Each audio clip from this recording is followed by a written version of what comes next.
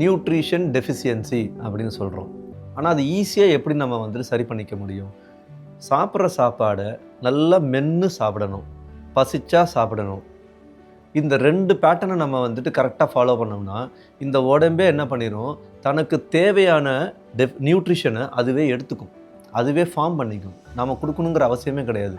நம்ம கிராம் கணக்கில் வந்துட்டு வெயிட் பண்ணி எனக்கு ப்ரோட்டீன் இவ்வளோ வேணும், எனக்கு விட்டமின் இவ்வளோ வேணும், எனக்கு மினரல்ஸ் இவ்வளோ வேணும் அப்படின்னு சொல்லி நம்ம வந்துட்டு பண்ணணுங்கிற அவசியமே கிடையாது.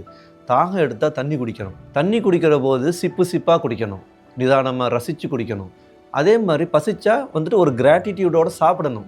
அதை கவனம் வச்சு மெதுவாக மென்று நல்லா ரசித்து சாப்பிடணும்.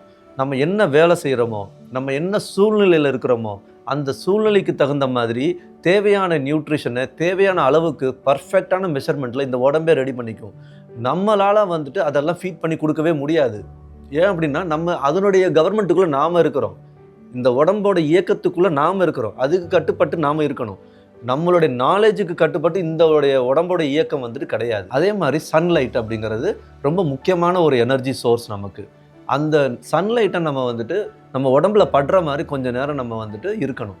அப்படி இருந்தோம் அப்படின்னா நமக்கு தேவையான நியூட்ரிஷன்ஸ் கண்டிப்பாக எல்லாமே கிடச்சிரும். நம்ம கால் பாதம் வந்துட்டு நம்ம கிரவுண்டில் வந்துட்டு படணும், நம்ம தரையில் வந்துட்டு கிரவுண்டில் வந்துட்டு பட்டாதான் வந்துட்டு அந்த எர்த் எனர்ஜி நம்மளுக்கு கிடைக்கும். ஸோ எர்த் எனர்ஜி கிடைக்கிறதுக்கு நம்ம வெறுங்காலில் நடக்கிற ஒரு ப்ராக்டிஸ் வச்சுக்கணும். சூரிய வெளிச்சம் நமக்குள்ளே படுறதுக்கு உண்டான ஒரு சூழ்நிலை நம்ம உருவாக்கிக்கணும். பசிச்சா சாப்பிடணும், மென்று சாப்பிடணும், தாகம் எடுத்தால் தண்ணி குடிக்கணும். இது மாதிரியான இந்த 4 விஷயத்தை நம்ம சரியாக பண்ணோம் அப்படின்னா நம்ம நியூட்ரிஷன் டெஃபிஷியன்சி அப்படிங்கிற ஒரு சப்ஜெக்ட்டுக்குள்ளே நம்ம போகவே தேவை கிடையாது. அது தன்னைத்தானே உடம்பே உருவாக்கிக்கும்.